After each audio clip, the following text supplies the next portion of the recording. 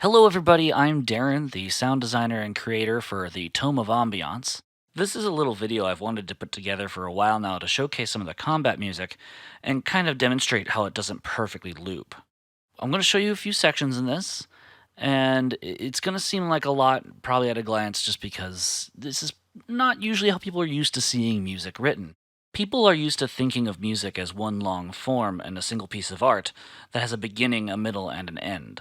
But when you're doing video game music, sometimes it can get a little more complex. And what we have here is actually music that's broken up into multiple sections.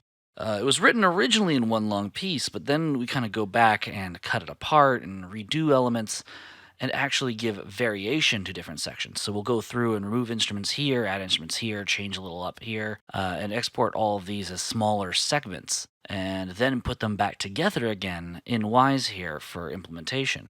And we create rules for, okay, only play this section once, but pick one of these 4 variants. You only do this 2 times, but don't play one of the last ones you just heard. Pick from a new bunch. And that's how we kind of put them together. It also follows certain rules of pick a random path this time. And when we pick that path, it won't play again until we've done every other path. The result of this is that you don't get a perfect loop. Instead, you get a coherent piece of music that changes every time we kind of go, for lack of a better word, back into it.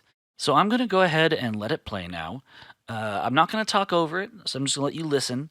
But you'll notice I try to kind of show you what is currently playing by clicking and highlighting a little section in this middle bottom area where the arrangement is. The one that's currently playing will also have a little blue arrow next to it, in addition to me just trying to highlight it.